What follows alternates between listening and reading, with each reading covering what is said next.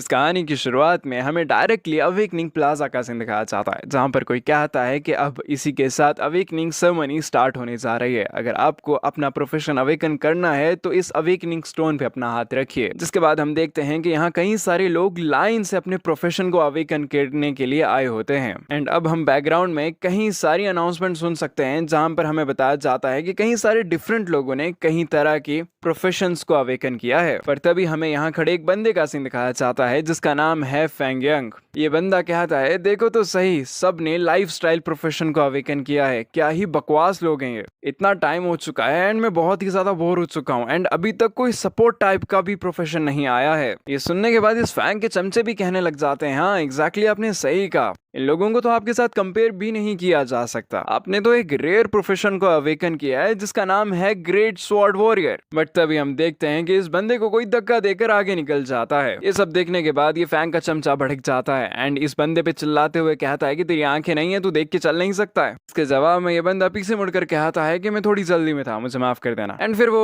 आगे को चला जाता है। इसे देखने के बाद ये फैंग मुस्कुराते हुए कहता है, तो ये वो है। तभी फैंग का चमचा बोल पड़ता है कि यंग मास्टर, ये लड़का जो इतना ज्यादा एरोगेंट हो रहा है, क्या ये किसी फैमिली का यंग मास्टर है? ये सुनने के बाद ये फैंग कहता है कि क्या तुमने लिन फैमिली के बारे में सुना है, जो कि मिस्टीरियसली कुछ साल पहले अचानक ही गायब हो गई थी? ये लोंडा उन्हीं की फैमिली का लास्ट वंशज है। एंड देन फिर अब हमें इस लड़के का नाम बताया जाता है जो कि है लिन हान, और यही हमारी इस कहानी का मेन लीड भी है, जिसे मैं आगे से लिन करके बुलाऊंगा। और फिर आगे ये फैंग हमारे एमसी को बेइज्जत करते हुए कहता है कि क्या ही शेम की बात है, एक समय में जिसे प्रोडिजी कहा जाता था अब वो एक ट्रैश बनकर रह चुका है। और तो और इसने इतनी जुर्रत करी कि ये अवेकनिंग सेरेमनी में आ पहुंचा। एक ट्रैश तो हमेशा ट्रैश ही रहेगा, चाहे तुम जितने बड़े बड़े सप्लायर देख लो। हम देखते हैं कि हमारे लिन पर इन सब बातों का कोई भी असर नहीं हो रहा होता है। एंड फिर वो मनी मन कहता है कि तुमने एक रेयर प्रोफेशन को क्या अवेकन कर लिया, तुम अपने आप को स्पेशल कहने लगे हो। एक कमजोर ही होता है जो कि एक जगह पर खड़ा होकर भौंकता रहता है। अब मैं तुम्हें बताता हूँ कि एक्चुअल टैलेंट किसे कहते हैं। जिसके बाद वो अपना हाथ इस स्टोन पर रख देता है। हम देखते हैं कि हमारे एमसी के हाथ रखने के बाद ये स्टोन ग्लो करने लग जाता है। एंड फिर अब हम बहुत ही बड़े से फिगर को इस स्टोन के ऊपर अपीयर होता देख सकते हैं। हम देखते हैं कि इससे बहुत ज्यादा लाइट निकल रही होती है, जिससे ये लोग कुछ साफ देख भी नहीं पा रहे होते हैं एंड काफी ज्यादा सरप्राइज्ड होते हैं। वो कहते हैं कि हमने आज से पहले ऐसी कोई चीज नहीं देखी, क्या ये लड़का एक जीनियस है? और फिर तभी हमें इस फैंग की शक्ल दिखाई जाती है। वो मैनी मैन कहता है कि ये तो इम्पॉसिबल है, इस ट्रैश ने तो अपनी अवेकनिंग के समय एक फिनोमिनन को कॉज कर दिया, तो पक्का मेरा मजाक बनने वाला है। फिर कुछ ही देर बाद हम देखते हैं कि ये प्रोसेस खत्म हो जाता है। और फिर अब हमें पता चलता है कि हमारे एमसी को एक स्पेशल इनहेरिटेड हिडन प्रोफेशन मिला है, जो कि है बीस्ट मास्टर। ये सब देखने के बाद यहाँ खड़ी कुछ लड़कियां कहती हैं कि इसे तो एक हिडन प्रोफेशन मिला है, वो भी एक बीस्ट मास्टर। क्या ही वेस्ट है यार, क्या ये एक जीनियस है या स्टिल ये एक ट्रैश ही है?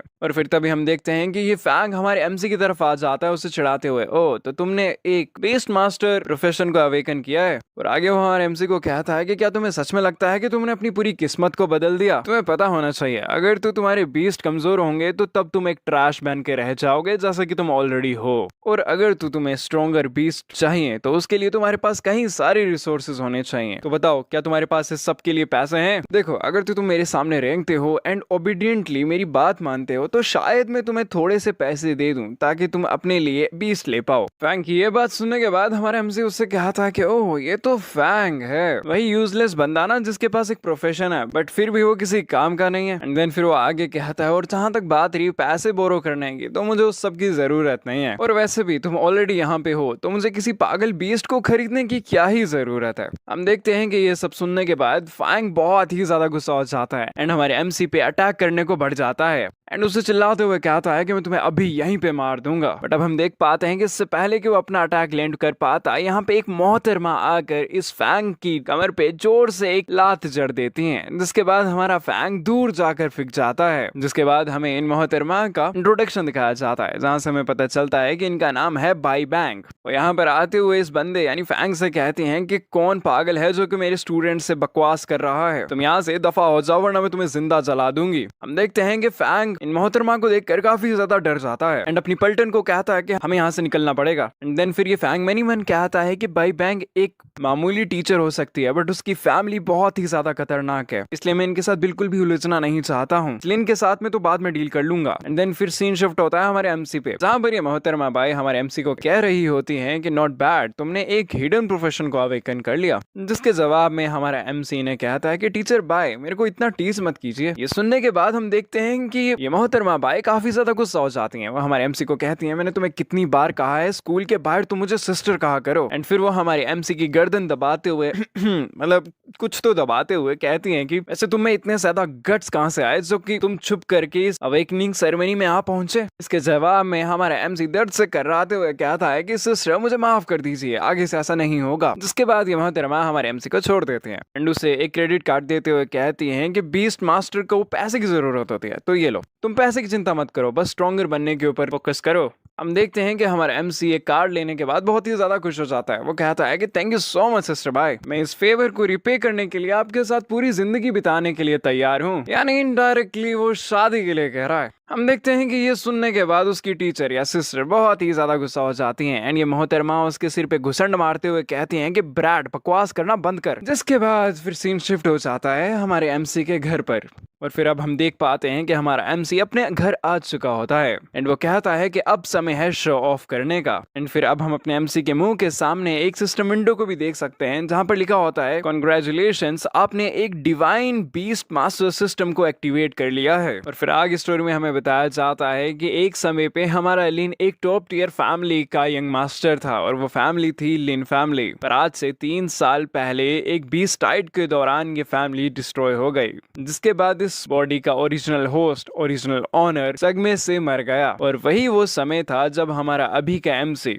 दूसरी दुनिया से इस दुनिया में ट्रांस माइग्रेट हुआ एंड इस बंदे की बॉडी में आ गया। आगे एमसी हमें बताता है कि उस समय मुझे एक सिस्टम भी मिला जो कि अवेकनिंग के बाद ही एक्टिवेट हो सकता था। और फिर अब हमारा एमसी इमोशनल होते हुए इस सिस्टम को देखते हुए कहता है कि ये 3 साल मेरे लिए बहुत ही ज्यादा मुश्किल थे, मैंने कैसे इन 3 सालों को बताया तुम आइडिया भी नहीं लगा सकते। कहता है कि फाइनली मैंने इसे अचीव कर लिया, अब मुझे एक चीट सिस्टम मिल चुका है। फिर तभी हम देखते हैं कि सिस्टम हमारे एमसी के सिर पे ही क्रैश हो जाता है एंड फिर इस सिस्टम में हमें हमारे एमसी के फिजिकल स्टैट्स दिखाए जाते हैं और उसकी स्किल्स भी दिखाई जाती हैं जो कि ज्यादा इंपॉर्टेंट नहीं है, अगर तुम चाहो तो पॉज करके पढ़ सकते हो। सिस्टम हमारे एमसी को कहता है कि आपने अवेकनिंग का प्रोसेस कंप्लीट कर लिया है और फिर इसी के साथ बीस्ट टेमर सिस्टम भी एक्टिवेट हो चुका है। और फिर अब हमारे एमसी को एक साइड क्वेस्ट दी जाती है जिसमें सिस्टम उससे कहता है कि अगर तो तुम्हें मिरेकल करना है तो तुम्हारे पास पैसा होना चाहिए, तो इसीलिए तुम्हें 1 लाख कॉइन्स को स्पेंड करना पड़ेगा ताकि तुम ओवर पावर्ड मोड को एक्टिवेट कर पाओ एंड और ज्यादा स्ट्रॉन्गर बन पाओ। ये देखने के बाद हमारा एमसी गुस्सा हो जाता है। वो कहता है अभी तो मैंने अपनी सिस्टर से ये पैसे लिए हैं और तुम ऑलरेडी इनको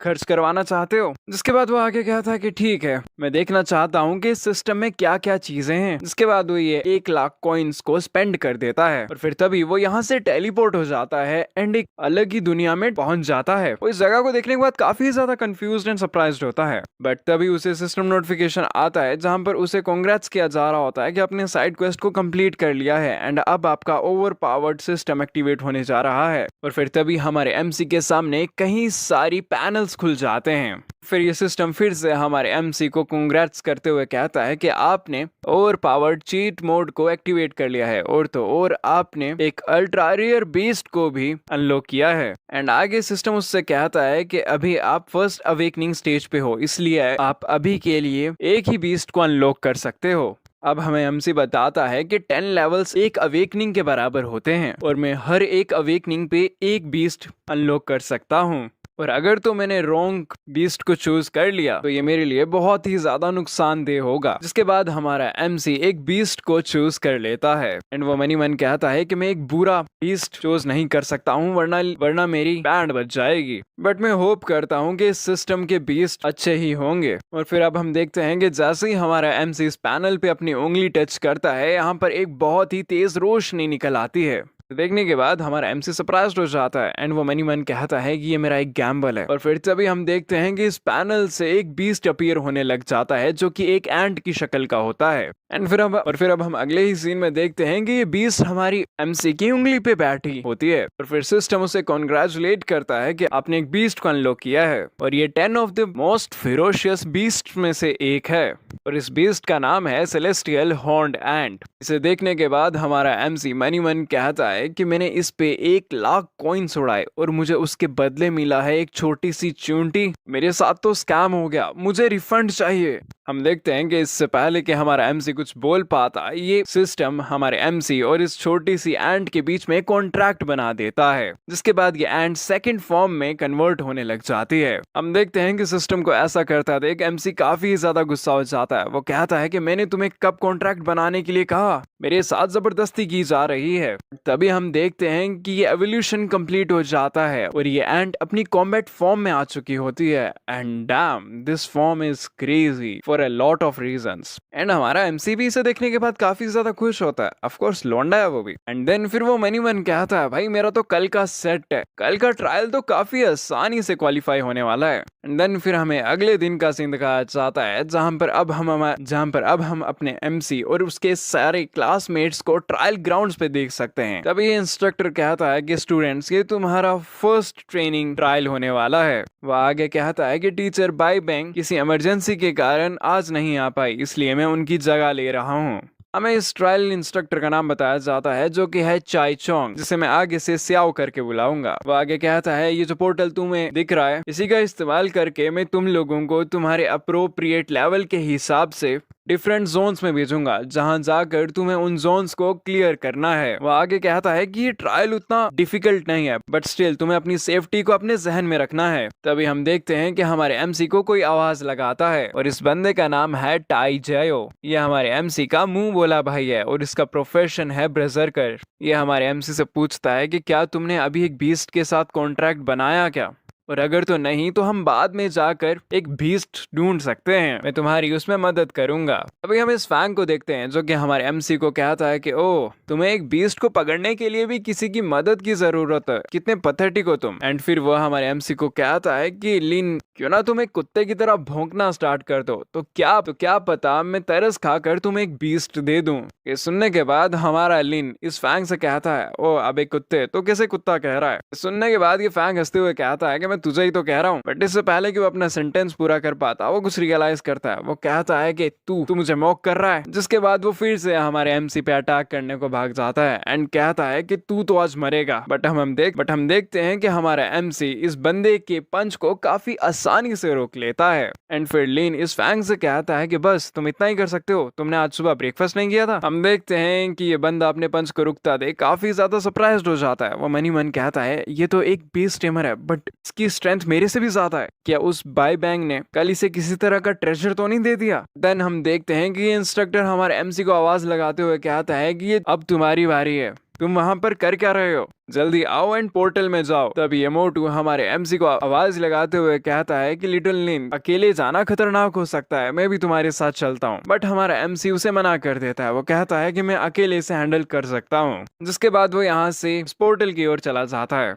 इसे जाता देख कि फैंग मनी मन कहता है मैंने ऑलरेडी टीचर शाओ से बात कर ली है, तुम इस ट्रायल में मरने वाले हो। और फिर अब हमें इंस्ट्रक्टर के थॉट्स दिखाए जाते हैं। वो मनी मन कहता है कि ये छोटा बदमाश की जरूरत भी कैसी हुई कि ये बाय बैंक के क्लोज जाए, वो औरत सिर्फ मेरी है और अगर तो कोई भी मेरे रास्ते में आता है तो मैं उसे मार दूंगा। जिसके बाद हम अब देखते हैं कि हमारा एमसी इस पोर्टल के आर पार आ चुका होता है। फिर वो यहाँ लगे एक बोर्ड को पढ़ता है जिसमें उसे पता चलता है कि उसे एक सिल्वर रैंक का ट्रेनिंग जोन दे दिया गया है। वो मनी मन कहता है कि ये पक्का उसी चाव की हरकत हो गई। बट तभी उसे किसी चीज की आवाज सुनाई देती है एंड वो पीछे मुड़कर देखता है। उसे दिखता है कि उसके पीछे कई सारे वुल्फ्स होते हैं। इन्हें देखने के बाद हमारा एमसी कहता है कि डैम इट, ये तो गेल वुल्फ्स हैं। देन फिर हमारा एमसी अपने बीस्ट को जगाते हुए कहता है कि अब एक्शन टाइम है। और फिर अब हमारा एमसी मनी मन कहता है कि चाओ अगर तुम मुझे मारना चाहते हो तो मैं तुम्हें बता दूं कि तुम अभी भी केपेबल नहीं हो। जिसके बाद अब हम देखते हैं कि एंड ट्रांसफॉर्म होने लग जाती है एंड अपने कॉम्बैट मोड में आ जाती है and now you can see her,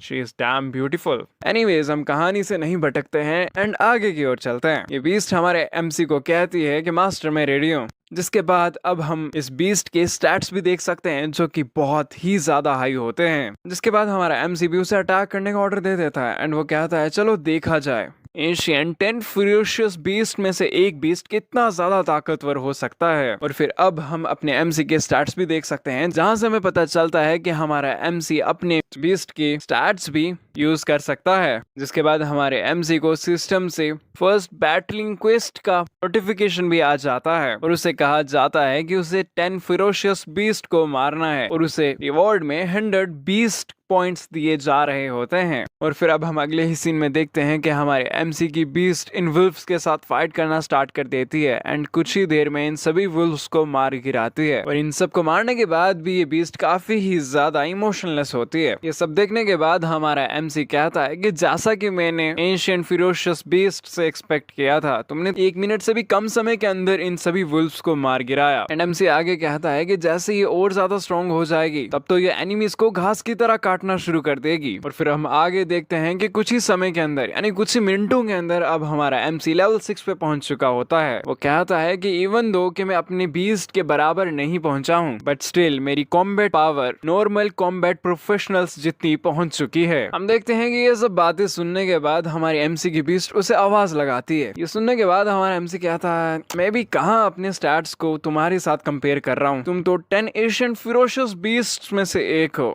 even same level के बीस्ट्स को भी तुम्हारे साथ कंपेयर किया नहीं जा सकता है। बट देन हमारा एमसी इस आंट के सिर पे हाथ रखते हुए मनी मन कहता है कि इसे देखकर फिरोशियस कहना अच्छा नहीं लगता है, इस पे ये वर्ड बिल्कुल भी मैच नहीं करता है। ये तो एक छोटी सी बच्ची की तरह दिखती है जो कि बहुत ही ज्यादा इनोसेंट है एंड जिसे दुनिया के बारे में कुछ नहीं पता है। बट तभी अचानक हम देखते हैं कि हमारे एमसी की बीस्ट उसे अपनी तरफ खींच लेती है एंड एमसी को कहती है कि मास्टर आराम कीजिए। और फिर अब हम साफ देख सकते हैं कि हमारा एमसी सबसे काफी ज्यादा लाल हो चुका होता है यानी शर्मा रहा होता है एंड ऑफ कोर्स काफी ज्यादा कंफ्यूज भी होता है। बट तभी हम यहाँ कुछ छुपे हुए बंदों को देखते हैं। इनमें से कहता है कि शाओ ने ये नहीं कहा था कि ये लड़का अकेले होने वाला है, ये दूसरी औरत कौन है। इसके जवाब में ये दूसरा बंदा कहता है कि मुझे कुछ नहीं पता, पर इस लड़की ने सिर्फ अपने मुक्कों से इन सभी वुल्फ्स को हरा दिया, तो इसका मतलब ये लड़की सच में बहुत ही ज्यादा स्ट्रांग है। और तो और उसकी फिगर और तो और उसका फेस, ये तो एक टॉप टियर की ब्यूटी है। और फिर अब हम देखते हैं कि इन लोगों की लाल टपकने लग जाती है। ये बंदा कहता है कि बॉस ये चिक तो बाय बैंक से भी ज्यादा हॉटर है, तो क्यों ना हम लोग। जिसके बाद वो हंसने लग जाता है एंड अपने सेंटेंस को कंप्लीट नहीं करता है। इस बंदे की ये बात सुनने के बाद दूसरा बंदा कहता है कि तुम सही कह रहे हो, उसे डायरेक्टली मारना अच्छा नहीं रहेगा, ये तो बहुत बड़ा वेस्ट हो जाएगा। ये सब सुनने के बाद ये गंजा इन लोगों को कहता है तुम्हें जो करना है वो करो, बट मैं तुम्हें बता दूं कि ये औरत उतनी ज्यादा भी आसान नहीं होने वाली। हम उस पे एक साथ अटैक करेंगे ताकि हम उसे ऑफ गार्ड कैच कर पाए, जिसके बाद हम उस लड़के को मार देंगे। हम देखते हैं कि ये बंदा वेट करता है कि उसके साथ ही कुछ कहेंगे बट वो कुछ नहीं कहता है। जिसके बाद ये काफी ज्यादा गुस्सा हो जाता है एंड पीछे मुड़कर कहता है कि तुम दोनों तुम कुछ कह क्यों नहीं रहे हो। बट तभी वो उसके सामने देखता है कि हमारे एमसी के बीस्ट ने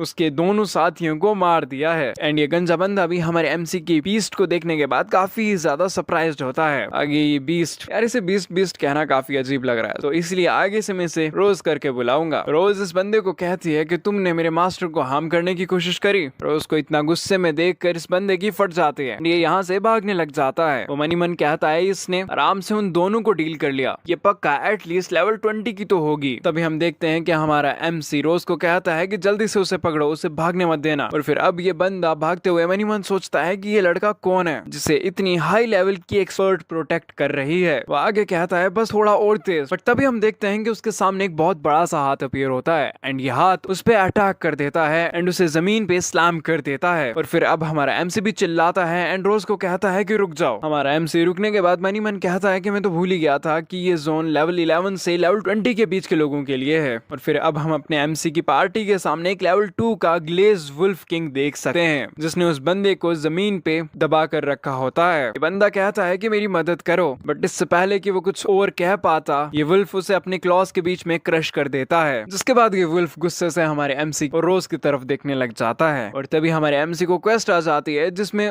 उसे कहा जाता है कि तुम्हें वुल्फ किंग को मारना है, जिसके बदले उसे 220 पॉइंट्स मिल रहे होते हैं। ये सब देखने के बाद हमारा एमसी मनी मन कहता है कि ये बहुत ही ज्यादा ट्रिकी होने वाला है और बहुत ही ज्यादा मुश्किल। और फिर अब हमारा एमसी रोज को कहता है इससे डील करना इजी नहीं होने वाला है, तो क्यों ना अभी के लिए हम रिट्रीट ग्रीट कर ले। बट देन अगले ही सीन में हम रोज को देख सकते हैं जो कि स्माइल कर रही होती है। इसे ऐसे मुस्कुराता देख हमारा एमसी मनी मन कहता है कि ऐसा लगता है कि ये बिना फाइट के तो नहीं जाने वाली है। जिसके बाद हमारा लिन भी उसे ऑर्डर दे देता है कि जाओ इसे मार दो। हम देखते हैं कि ये वुल्फ भी बैक डाउन नहीं करता है एंड इस रोज पे अटैक कर देता है। ये वुल्फ रोज को बराबरी की टक्कर दे रहा होता है एंड ये फाइट काफी ही ज्यादा सीरियस होती जा रही है। बट देन हम अगले ही सीन में देखते हैं कि ये वुल्फ अपनी एक टेक्निक, अपनी एक स्किल का इस्तेमाल करता है एंड हमारी रोज को हवा में उछाल देता है। जिसके बाद ये वुल्फ भी कूद करके हवा में चले जाता है एंड हवा में ही रोज पे एक बहुत ही पावरफुल क्लॉ अटैक करता है। हम देखते हैं कि अटैक इतना ज्यादा पावरफुल होता है कि रोज बहुत ही ज्यादा इम्पैक्ट के साथ जमीन पर आके गिरती है और अब रोज पहले से काफी ज्यादा वीक भी दिख रही होती है। बट इससे पहले कि रोज कुछ और कर पाती है, वुल्फ कहीं सारे और अटैक हमारी रोज पे कर देता है। हम देखते हैं रोज बहुत ही बुरी हालत में है एंड कुछ ना कुछ करके इन अटैक्स को ब्लॉक कर रही है। ये सब देखने के बाद हमारा एमसी परेशान हो जाता है। वो मनी मन कहता है कि जैसे कि मैंने एक्सपेक्ट किया था, इन दोनों के लेवल्स में बहुत बड़ा गैप है जिस कारण डायरेक्ट क्लैश में रोज नहीं जीत पा रही है। बट तभी अचानक एक वुल्फ हमारे एमसी पे अटैक कर देता है। इसे देखने के बाद हमारा एमसी कहता है कि ये तो छुप छुप कर अटैक कर रहे हैं, ये तो बिल्कुल फेयर फाइट नहीं हुई। अब हम देखते हैं कि हमारा एमसी इनके अटैक को डॉज तो कर लेता है बट अब हमारा एमसी कई सारे वुल्फ्स के द्वारा घेर लिया जाता है एंड फिर हम अगले ही सीन में देखते हैं कि हमारा एमसी एक वुल्फ की पूंछ को पकड़ लेता है एंड उसे जोर से पकड़ के घुमाने लग जाता है, जिससे एक एक करके वुल्फ्स मरने लग जाते हैं। और फिर तभी हमारे एमसी को एक सिस्टम नोटिफिकेशन आता है कि आपने 10 में से 9 फिरोशियस बीस्ट को मार दिया है। ये सब देखने के बाद हमारा एमसी कहता है कि मैं सोच ही रहा था कि मैं इस वुल्फ किंग को कैसे मारूं और तुम्हारी वजह से मुझे पता चल गया कि मुझे इससे कैसे मारना है। तुमने मेरे लिए इस सब को काफी इजी बना दिया। जिसके बाद हम देखते हैं कि हमारा एमसी फुल फोर्स से एक वुल्फ के ऊपर कूद जाता है एंड वो उसकी जॉ को जाके पकड़ लेता है एंड फिर देन अगले ही सीन में हम देखते हैं कि वो इस वुल्फ को बीच से ही फाड़ देता है, यानी वो इस वुल्फ के 2 टुकड़े कर देता है एंड तभी हमारे एमसी को नोटिफिकेशन आता है कि आपने 10 में से 10 फिरोशियस बीस्ट को मार दिया है। हम देखते हैं कि इस बीस्ट को मारने के बाद हमारे एमसी को 120 पॉइंट्स मिल जाते हैं। वो बिल्कुल भी समय नहीं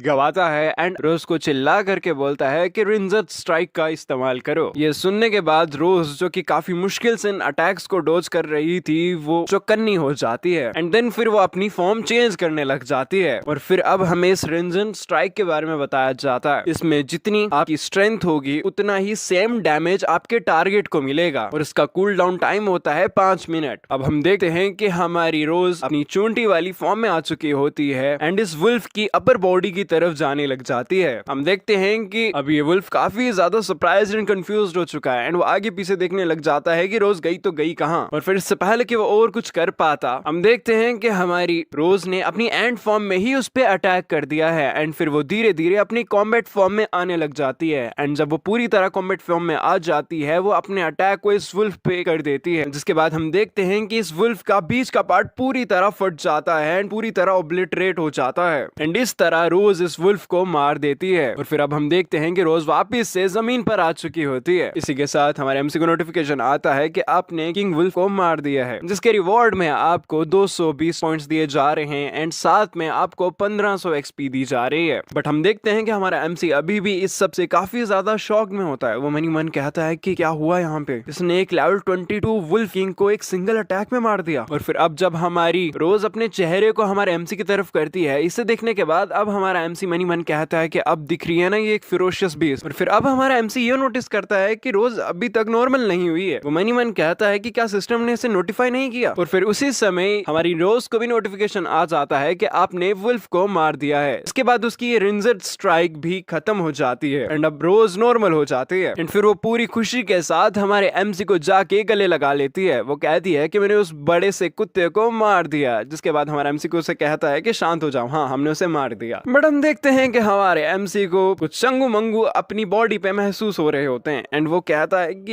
ये काफी ही ऑकवर्ड फीलिंग है। तो ऐसा फील होता है जब तुम्हें वो वाला हक किया जाता है। और फिर तभी रोज हमारे एमसी को कहती है कि मास्टर मैं बहुत ही ज्यादा थक चुकी हूँ। देन अगले ही सीन में वो कहती है मुझे नींद आ रही है एंड फिर उसी समय वो जमीन पर ही सो जाती है। ये सब देखने के बाद हमारा एमसी कहता है कि थैंकफुली अपनी यूजुअल फॉर्म में आ चुकी है। जिसके बाद हमारा एमसी भी उसे पैट करते हुए कहता है कि तुमने बहुत अच्छा काम किया और आज के लिए बहुत बहुत शुक्रिया तुम्हारा, अब तुम रेस्ट कर सकती हो। एंड फिर इसी के साथ रोज भी हमारे एमसी को कहती है ठीक है मास्टर अब मैं रेस्ट कर रही हूँ। और फिर इसी के साथ हमें अगला सीन दिखाया जाता है जिसपे हमारा एमसी एक पेड़ के सहारे बैठा होता है। वो कहता है कि इस दुनिया में मॉन्स्टर जैसे लूट छोड़ते हैं वैसे मेरी पास्ट लाइफ में गेम्स में होता था। गेम्स में भी मॉन्स्टर्स लूट्स छोड़ के जाते थे। और फिर अब हम रोज को भी देख सकते हैं जो कि अपनी आंट फॉर्म में होती है एंड वो सो रही होती है एज यूजुअल हमारे एमसी के कंधे पर। एंड फिर अब हमारा एमसी कहता है कि चलो देखा जाए कि इन मॉन्स्टर्स ने क्या ड्रॉप किया है, और वो देखता है कि उसे काफी रेयर एक स्वॉर्ड प्राप्त हो चुकी है। इसे देखने के बाद हमारा एमसी कहते हैं कि क्या बात है, क्या ही लक है मेरा। एंड फिर अगली जो चीज हमारे एमसी को मिलती है वो होती है एक सिल्वर स्टाफ, एंड ये भी काफी ज्यादा एक्सपेंसिव दिख रहा होता है। हमारा एमसी कहता है कि इससे तो मुझे काफी अच्छे पैसे मिल जाएंगे। आगे हमारा एमसी कहता है कि मैं थोड़ी देर के लिए रिकवर हो जाता हूँ, जिसके बाद मैं हंटिंग कंटिन्यू रखूंगा ताकि मैं लेवल अप कर सकूं और थोड़े गियर को इकट्ठा कर सकूं ताकि मैं उसे बेच करके पैसे कमा पाऊं। जिसके बाद हमारा एमसी अपना लेवल देखता है, वो देखता है कि वो लेवल 10 पे पहुंच चुका है। तभी आगे हमारे एमसी को सिस्टम नोटिफाई करता है कि आप अभी के लिए करंटली मैक्स लेवल पे पहुंच चुके हो, अभी आपको जॉब एडवांस करनी पड़ेगी वरना आप इससे आगे लेवल अप नहीं कर पाओगे। ये सब देखने के बाद हमारा एमसी सरप्राइज होते हुए कहता है मैंने कभी एक्सपेक्ट नहीं किया था कि एक वुल्फ किंग को मारने से मैं डायरेक्टली मैक्स लेवल पे पहुंच जाऊंगा। आगे हमारा एमसी कहता है कि मैं प्लान कर रहा था कि मैं आगे भी हंट करता रहूंगा एंड स्ट्रॉन्ग बनता रहूंगा ताकि मैं थोड़े और पैसे कमा पाऊं, बट मुझे ऐसा लगता है कि अब मुझे ये सब करने की नीड नहीं है। हम देखते हैं तभी हमारा एमसी पीछे मुड़कर इन दो बंदों को देखता है। वो कहता है कि जाने से पहले मैं इन लोगों से बात कर लूं कि इन्हें भेजा किसने था, इसका मतलब ये अभी भी जिंदा हैं। जिसके बाद वो इनके पास जाते हुए कहता है कि आज की रात शायद बोरिंग नहीं होने वाली है। जिसके बाद हम देखते हैं कि रात हो जाती है और फिर अब हमें पोर्टल के बाहर कुछ घंटे बाद का सीन दिखाया जाता है। इंडियन इंस्ट्रक्टर श्याओ यहाँ पर आई गई मेडिकल टीम को कहता है कि समय हो चुका है, अब स्टूडेंट्स धीरे धीरे कर वापस आएंगे और तुम्हें उन्हें ट्रीट करना है और उनके चेकअप्स करने हैं। एंड फिर वो मनी मन कहता है कि बट सारे नहीं आ पाएंगे क्योंकि सभी इतने लकी नहीं होते कि वो वापस आकर ट्रीटमेंट करवा पाए। एंड ये शायद हमारे लिन की बात कर रहा है। तभी हम देखते हैं कि इस इंस्ट्रक्टर कोई आवाज लगाता है और ये और कोई नहीं हमारी बेबाइंग होती है। तभी ये इंस्ट्रक्टर कहता है कि इसे आज कुछ करना नहीं था, ये यहाँ क्या कर रही है। तभी ये इंस्ट्रक्टर हमारी टीचर बाय के पास जाते हुए कहता है कि हम तो यहाँ बस वापस आने वाले स्टूडेंट्स का स्वागत करने के लिए खड़े हैं, आपको यहाँ आने की कोई भी जरूरत नहीं थी, मैं ऐसे अकेला हैंडल कर सकता था। तभी टीचर भाई इससे कहती है कि लिनहान के ट्रायल के बारे में तुम मुझे कब एक्सप्लेनेशन देना चाहोगे। ये सुनने के बाद ये शाओ कहता है कि टीचर भाई मुझे पता है कि आप लिनहान के क्लोज हो, बट एज इंस्ट्रक्टर हमें सबको इक्वली ट्रीट करना चाहिए ना। ये इंस्ट्रक्टर आगे सिस्टर बाय से कहता है कि मैं आपसे इस सब के बारे में कुछ बातें कर सकता हूँ, बट क्यों ना आप मुझे किसी प्राइवेट जगह मिले ताकि हम अच्छे से डिस्कशन कर पाए। हम देखते हैं कि ये सब सुनने के बाद हमारी सिस्टर बाय बहुत ही ज्यादा गुस्सा हो जाती हैं एंड इस इंस्ट्रक्टर की गर्दन पे चाकू रख देती हैं। वो कहती हैं कि मुझे एक्सप्लेनेशन चाहिए। देखते हैं कि टीचर बाय को ऐसा करता देखिए इंस्ट्रक्टर घबरा जाता है एंड करने लग जाता है कि आप किस बारे में बात कर रहे हो, मुझे कुछ नहीं पता। बाई इस बंदे को कहती है कि लिन अभी तो एक बीस्ट स्ट्रीमर बना है और तुमने अभी उसे एक सिल्वर लेवल का ट्रेनिंग जोन दे दिया, वो वहां पे अपने आप को अकेला कैसे डिफेंड करेगा जस्ट बिकॉज उसकी फैमिली नहीं है, तो इसका मतलब ये नहीं है कि तुम उसे फ्रीली बुली कर सकते हो। ये सब सुनने के बाद ये शाओ कहता है कि टीचर भाई आपको शायद कोई गलत फैमिली हुई है, मेरे पास अपने रीजन भी थे। लिनहान ने एक बीस्ट स्ट्रीमर प्रोफेशन को अवेकन किया है, तो बिना हार्डशिप के वो कैसे जल्दी लेवल अप कर पाता, और ऐसा भी नहीं है मैंने उसे अकेले भेज दिया है मरने के लिए, मैंने 3 टीचिंग असिस्टेंट्स को उसके साथ भेजा ताकि वो उसकी मदद कर पाए। उसके बाद टीचर भाई ये वेपन हटा लेते हैं एंड कहते हैं कि तुम बस दुआ करोगे वो सही सलामत आ जाए, वरना तो मैं तुम्हारी बैंड बजा दूंगी, और अगर तो उसको खरोच तक आई तो तुम याद रखना तुम इसके लिए पूरी तरह रिस्पॉन्सिबल रहोगे और ना ही मैं तुम्हें छोड़ूंगी। ये सुनने के बाद ये बंदा कहता है कि हाँ कोई बात नहीं। एंड फिर वो मनी मन कहता है कि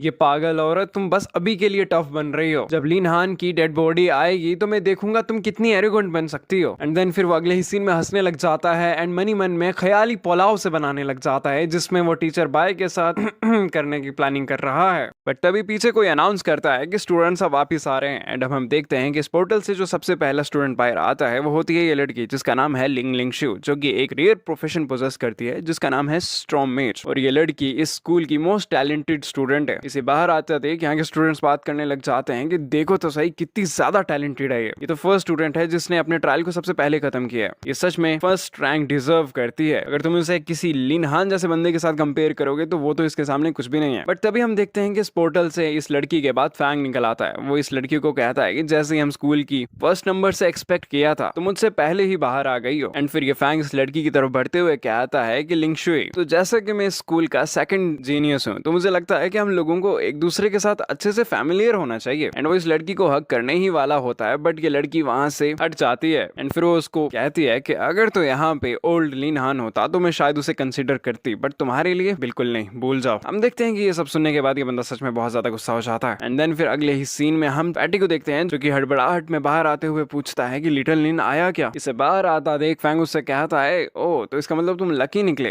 तो किसी तरह तुमने इस ट्रायल को पास कर ही लिया, बट शायद तुम्हारा दोस्त इतना लकी ना रहा हो एंड वो शायद जिंदा ना रहा हो। ये सब सुनने के बाद ये फैटी बहुत ही ज्यादा गुस्सा हो जाता है एंड फिर वो फैंग को कहता है कि तुम्हारी जरूरत भी कैसी हुई कि तुम मेरे दोस्त के लिए ऐसी बातें कहो। ये सुनने के बाद ये फैंग और भी ज्यादा करने लग जाता है। वो कहता है कि मैं फिर से कहूँ क्या, लिन हान मर चुका है। वो एक ट्रैश था जिसने एक ट्रैश प्रोफेशन को अवेकन किया था और वो कितनी देर तक जिंदा रह सकता था। हम देखते हैं कि हमारा फैटी उसे कुछ जवाब देने ही वाला होता है, बट अभी ये इंस्ट्रक्टर चिल्ला पड़ता है एंड इन लोगों को कहता है कि चुप हो जाओ। एंड फिर ये इंस्ट्रक्टर श्याओ हमारे फैटी को कहता है कि लिन हान क्या तुम्हारा बाप है, तुम उसकी चिंता मत करो, तुम अपना ख्याल रखो एंड अपनी स्ट्रेंथ को बढ़ाने पे फोकस करो और जल्दी से इस रास्ते से हटो, बाकियों को रास्ता दो। हम देखते हैं कि हमारा फैटी यहाँ से जाते हुए फैंग को कहता है कि देख लेना लिन वापिस आएगा। और फिर अब हमें 1 घंटे बाद का सीन दिखाया जाता है और फिर अब हमें फिर से इस फैंग का सीन दिखाया जाता है एंड एज यूजुअल उसके चमचे उसकी चापलूसी ही कर रहे होते हैं। एंड फिर हमें फैटी का सीन दिखाया जाता है जो कि कहता है कि सब वापिस आ चुके हैं बट अभी तक लिन क्यों नहीं आया। इसकी ये बात सुनने के बाद इस फैंग के चमचे कहते हैं कि क्या सोच रहे हो, वो ऑलरेडी मर चुका होगा। बट तभी हम देखते हैं कि एक पत्थर जोर से आकर इस चमचे के सर पे लगता है और जब हम देखते हैं कि इस पत्थर को किसने फेंका होता है तो हम जान पाते हैं कि ये और कोई नहीं हमारा लिन हान होता है। वो बाहर आते हुए कहता है कि सॉरी मैं टाइम का ट्रैक भूल गया था, वैसे हमारा स्कूल कब से इतना नॉइजी हो गया। हम देखते हैं कि लिन को बाहर आता देख ये फैटी बहुत ही ज्यादा खुश हो जाता है एंड उसकी तरफ भाग जाता है। और फिर अब हम बेबैंग को देखते हैं जो कि हमारे एमसी को देखने के बाद मनी मन कहती हैं कि तुम हार्ड वर्किंग ब्रैट, तुमने तो मुझे एक बार के लिए डरा ही दिया था। बट अब हम इस इंस्ट्रक्टर शाओ को देखते हैं जो कि मनी मन कहता है कि यहाँ पर हुआ क्या है, मैंने क्लियरली उन 3 लोगों को इस बच्चे के साथ डील करने के लिए भेजा था, तो ऐसा कैसे हो सकता है कि ये यूजलेस बंदा यहाँ पर अभी भी सेफ एंड साउंड खड़ा है। एंड देन फिर वो अगेन स्माइल करते हुए मनी मन कहता है कि लिन हान इस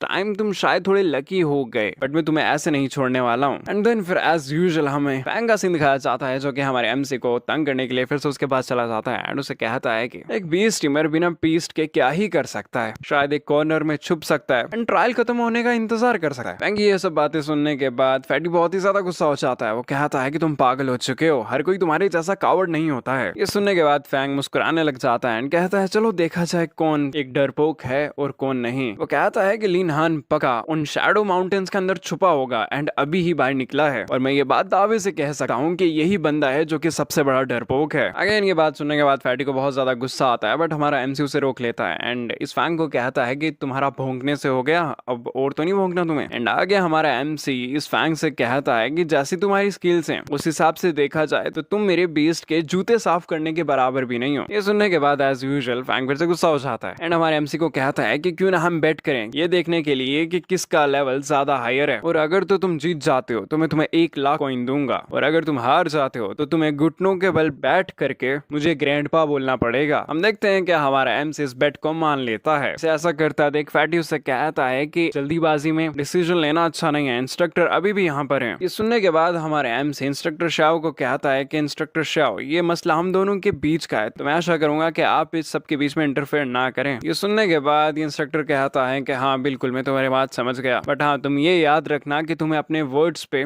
कायम रहना पड़ेगा। एंड फिर वो मनी मन कहने लग जाता है कि देखो ये तुमने खुद के साथ ही बुरा किया है, मेरी कोई गलती नहीं है इसमें। जिसके बाद वो स्माइल करने लग जाता है। बट अब हम बेबैंग को देखते हैं जो कि हमारे एमसी को देखने के बाद मनी मन कहती हैं कि इसका चेहरा मुझे लगता है कि ये कुछ ना कुछ स्कीम तो कर रहा है, लड़के के पास कोई ना कोई ट्रिक तो है। और फिर अब ये इंस्ट्रक्टर कहता है तो चलो बेट को स्टार्ट किया जाए। जिसके बाद हम देखते हैं कि फैटी आगे आते हुए कहता है कि इवन दो कि मैं इस बेट का पार्ट नहीं हूँ बट स्टिल इस राउंड में मैं लिन हान की साइड से अपने आप को रिप्रेजेंट करना चाहूंगा। जिसके बाद वो अपना लेवल दिखाता है जो कि होता है लेवल 2 berserker। हम देखते हैं कि ये देखने के बाद ये फैंग कहता है कि सिर्फ लेवल 2, इसमें तुम क्या फ्लेक्स कर रहे हो। जिसके बाद वो अपना लेवल दिखाता है जो कि होता है level 3 great sword warrior. And आगे वो फ्लेक्स करते हुए कहता है कि देखो ये होता है एक जीनियस का लेवल। जिसके बाद एज यूजुअल उसके चमचे भी उसकी वाहवाही करने लग जाते हैं एंड अगेन चापलूसी करने लग जाते हैं। फैटी इसका लेवल देखने के बाद मनी मन कहता है कि डैम ये तो सच में लेवल 3 में पहुंच गया, मैंने तो बहुत केयरलेस मूव कर दिया। और फिर अब फैंग हमारे एमसी को कहता है कि लिन हान अब तुम्हारी टर्न है। वो कहता है कि इस फैटी का लेवल 2 है तो ऐसा हो ही नहीं सकता है कि तुम जैसे यूजलेस बंदे का लेवल इससे ज्यादा हायर हो। मुझे लगता है कि तुम्हें अभी घुटनों पे आ जाना चाहिए एंड मुझे ग्रैंडपा करके पुकारना चाहिए। ये सब सुनने के बाद ये फैटी फिर से इस बंदे यानी फैंग पे भड़क जाता है बट हमारा एमसी फिर से उसे रोक लेता है। अब हमारा एमसी फैटी से कहता है कि तुम चिंता मत करो, अब मैं इसे सच में सीरियस लेने वाला हूँ। और फिर इसी के साथ हमारा एमसी अपना लेवल 10 दिखाते हुए कहता है कि बस लेवल 3, अगर मेरा लेवल छोड़कर मुझे स्टार्टिंग से भी स्टार्ट करना पड़ जाएगा ना तब भी मैं तुमसे बहुत ज्यादा आगे रहूंगा। हम देखते हैं कि हमारे एमसी का लेवल 10 देखने के बाद यहाँ पे प्रेजेंट सभी लोग हक्के बके रह जाते हैं। और फिर अब हम ये देखते हैं कि हमारे एमसी का लेवल देखने के बाद ये फैंग हैरान हो जाता है। वो कहता है कि लेवल 10 तुम जैसा एक ट्रैश बेस स्टीमर ऐसा कर ही नहीं सकता है, तुमने पक्का किसी तरह की चीटिंग करी है। वो आगे कहता है कि इवन लिंगशु ने भी इतना हायर लेवल अचीव नहीं किया है और वो तो हमारे स्कूल की टॉप स्टूडेंट है, तो इसका यही मतलब है कि तुमने किसी तरह की चीटिंग करी है और तो कोई रीजन हो ही नहीं सकता है। ये सुनने के बाद हमारा एमसी उसे जवाब देता है कि जस्ट बिकॉज तुम ये नहीं कर सकते तो तुम्हें ये लगता है कि बाकी भी नहीं कर सकते। तुमने आज से पहले कभी हिडन क्लास के बारे में सुना भी है? जिसके बाद हमारा एमसी यहाँ से जाते हुए इस इंस्ट्रक्टर को कहता है कि इंस्ट्रक्टर श्याओ, अपने अपनी आंखों से देखा कि मैं इस बेट को जीत चुका हूँ, तो प्लीज मेरी मदद कीजिए ताकि ये फैंग अपनी बातों से मुकर ना जाए एंड मुझे अपना रिवॉर्ड दे दे। एंड देन फिर वो आगे जाते हुए कहता है कि ओ मुझे याद आया, मेरे लेवल 10 पे पहुंचने का रीजन आप ही के भेजे हुए वो 3 असिस्टेंट टीचर थे जिनकी वजह से मैं लेवल 10 पे पहुंच पाया हूँ। उन लोगों ने सच में मेरी बहुत ज्यादा मदद की एंड मुझे काफी अच्छे से प्रोटेक्ट किया, तो उन्हें मेरी तरफ से थैंक यू कह देना। हम देखते हैं कि हमारे एमसी की ये बात सुनने के बाद ये इंस्ट्रक्टर बहुत ही ज्यादा सरप्राइज्ड हो जाता है। वो मन ही मन कहता है तो इसे पता है कि मैंने इसके पीछे लोग भेजे थे, तो ये अभी भी जिंदा कैसे है? क्या ऐसा हो सकता है कि इसने मेरे बंदूक को कैप्चर कर लिया है एंड ये प्लान कर रहा है कि उन लोगों को मेरे अगेंस्ट यूज करे? ये सब सोचने के बाद वो गुस्सा हो जाता है एंड वो मन ही मन कहता है कि मैंने ये पोजीशन पाने के लिए बहुत ही ज्यादा पापड़ बेले हैं, मैं एक ब्रैड को अपनी मेहनत पे पानी नहीं फेरने दे सकता हूँ, मुझे मेक श्योर करना पड़ेगा कि मैं इस बच्चे का मुंह आज ही बंद कर दूं। एंड देन फिर सीन हमें इस लिंगशु को दिखाया जाता है जो कि हमारे लिनहान को देखते हुए मन ही मन कहती है तो ये सच में लेवल 10 पे पहुंच गया, हमारी इस एकेडमी का फॉर्मर नंबर 1 जीनियस, क्या ये अपने प्राइम में वापस आ रहा है? एंड फिर वो अपने लेवल को रिवील करती है जो कि होता है लेवल 5 स्टॉर्म मेज एंड आगे कहती है कि बट स्टिल मैं उसे कैच कर लूंगी और बहुत ही जल्द उसे पीछे धकेल दूंगी। और फिर अब हम अपने एमसी को देखते हैं जो कि बेबैंग की तरफ जाते हुए कहता है कि आपने ये नहीं कहा था कि आज आपके पास कुछ इंपॉर्टेंट मैटर्स हैं जिनको आपको अटेंड करना है, तो आप यहाँ क्या करने आई हो? इसके जवाब में बेबैंग कहती है कि मैंने अपने बिजनेस को खत्म कर दिया था, तो मैं नेचुरली यहाँ पे आ गई, आफ्टर ऑल की तो मेरी जॉब ही है ना, तो मैं इसे कैसे इग्नोर कर सकती हूँ? जिसके बाद फैटी कह पड़ता है कि टीचर भाई आपने देखा तो सही, लिनहान ने कुछ ही घंटों के अंदर लेवल 10 को रीच कर लिया, अगर तो उसके पास थोड़ा समय और होता तो वो और ज्यादा रैंक अप कर पाता। बट अभी हम बेबैंग को देखते हैं जो कि कुछ देखकर बहुत ही ज्यादा सरप्राइज्ड हो जाते हैं। हम देखते हैं कि इंस्ट्रक्टर श्याओ हमारे एमसी पे फुल फोर्स से अटैक करने वाला होता है, बट टाइम रहते टीचर भाई हमारे एमसी को यहाँ से साइड कर देती हैं एंड इस अटैक को ब्लॉक कर लेती हैं। एंड देन इस इंस्ट्रक्टर श्याओ के अटैक को रोकते हुए इससे कहती हैं कि तुम करना क्या चाह रहे हो, तुम हमारी एकेडमी के स्टूडेंट पे अटैक कैसे कर पा रहे हो, ये एकेडमी की रेगुलेशंस के खिलाफ है। ये सब सुनने के बाद इंस्ट्रक्टर कहता है कि मुझे रेगुलेशंस का ज्ञान देना बंद करो। जिसके बाद वो और भी स्ट्रॉन्गर अटैक करते हुए कहता है कि मुझे कुछ ना कुछ करके इस लिन को आज यहीं पे खत्म करना पड़ेगा। हम देखते हैं कि इस अटैक के बाद हमारी टीचर बाय भी अनस्टेबल हो जाती हैं एंड नीचे गिर जाती हैं, बट देन फिर वो स्टेबल होते हुए पीछे को चली जाती हैं। एंड देन फिर से वो इस शाओ पे अटैक करते हुए कहती हैं कि मैं जब तक यहाँ पे हो तुम उसे हाथ भी नहीं लगा सकते हो। हम देखते हैं कि ये फैटी कहता है कि टीचर भाई आप डटे रहो, बट हमारा एमसी कहता है कि नहीं बेबैंग इस शाओ का मैच नहीं है, अगर ऐसा ही सब चलता रहा तो बैंक के लिए ये बहुत ही ज्यादा डिसएडवांटेजेस रहेगा। हम देखते हैं कि ये शाओ बेबैंग के अटैक को रोकते हुए कहता है कि तू पागल लड़की, देखो तो सही है किस तरह लिनहान को प्रोटेक्ट कर रही है, मेरे तो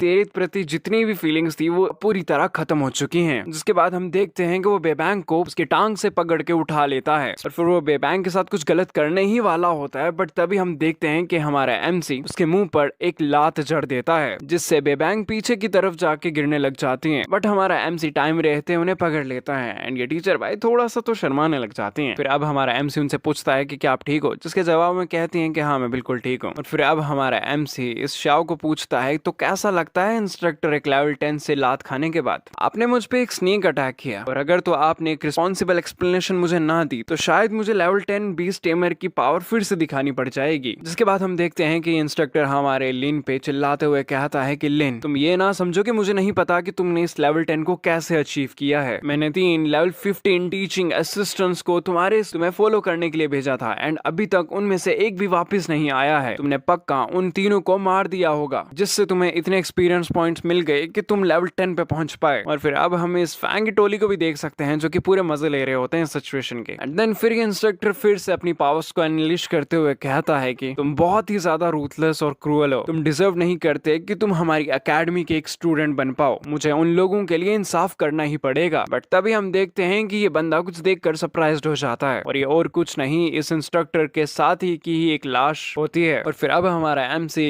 इस शाओ से पूछता है कि क्या तुम इसी टीचिंग असिस्टेंट एक्सीडेंट की बात कर रहे थे। इसे देखने के बाद ये शाओ मनी मन कहता है कि क्या ये सच में मर गया, और फिर वो अब हंसते हुए मनी मन कहता है इसका मतलब बाकी के 2 भी नहीं बचे होंगे। ये तो बढ़िया हो गया, अब मुर्दे तो गवाही नहीं दे सकते ना। और फिर अब हम देखते हैं कि इंस्ट्रक्टर हमारे एमसी को कहता है कि देखो अब तो यहाँ पे सबूत भी है, अब तुम क्या आर्ग्यू करोगे। ये सुनने के बाद हमारा एमसी कहता है आर्ग्यू मैं कुछ नहीं करने वाला, मैंने तो बस माउंटेन्स में एक बंदे को मरता देखा एंड मैं काइंडली उसकी बॉडी को यहाँ पे वापस लेके आया हूँ। हमारा लिन आगे कहता है कि मैं उन लोगों की तरह नहीं हूँ जो चाहते हैं कि उनके अंडरलिंग्स मर जाएं ताकि बस वो बच पाएं। और फिर अब हमारा एमसी इस बंदे की डेड बॉडी के पास जाकर कहता है कि देखो ब्रदर, तुम्हें कितना पैथेटिक बनाया जा रहा है, तुम्हारी मौत के बाद भी तुम्हें एक पॉन की तरह इस्तेमाल किया जा रहा है। और फिर वो आगे इस डेड बॉडी को कहता है कि इस बंदे को याद रखना जिसने तुम्हारे साथ इतना बुरा किया एंड इसको रात में परेशान करना भूत बनने के बाद। हम देखते हैं कि ये सब सुनने के बाद ये शाओ काफी ज्यादा गुस्सा हो जाता है एंड हमारे एमसी पे अटैक करते हुए कहता है कि देखता हूँ जब तुम्हारे सारे लिम्स तोड़ दिए जाएंगे तो तब भी तुम क्या इतनी बकवास कर पाओगे। इस बंदे को अटैक करता देख हमारे एमसी के टीममेट्स परेशान हो जाते हैं, वो उसको बचने के लिए कहते हैं। बट अब हम ये देखते हैं कि हमारा एमसी शाओ के अटैक को काफी आसानी से डॉज कर लेता है एंड इसके पीछे आ जाता है। वो इस बंदे से कहता है कि तुम इस वजह से डर रहे हो कि तुम्हारी सारी गंदी बातें, तुम्हारी सारी गंदी डीड्स लोगों के सामने आ जाएंगी। हाँ वैसे बात सच तो है, तुम इतना गुस्सा कर रहे हो ये तो लाजमी है, ऐसा कौन सा ही एक इंस्ट्रक्टर होगा जो अपने स्टूडेंट को मारने के लिए बंदूक को भेजेगा। ये सब सुनने के बाद ये शाओ कहता है कि बकवास बंद करो, मैं अपने टीममेट्स का रिवेंज ले रहा हूँ। ये सुनने के बाद हमारा एमसी उससे कहता है कि तुम रिवेंज ले रहे हो या किसी को चुप करवाना चाहते हो।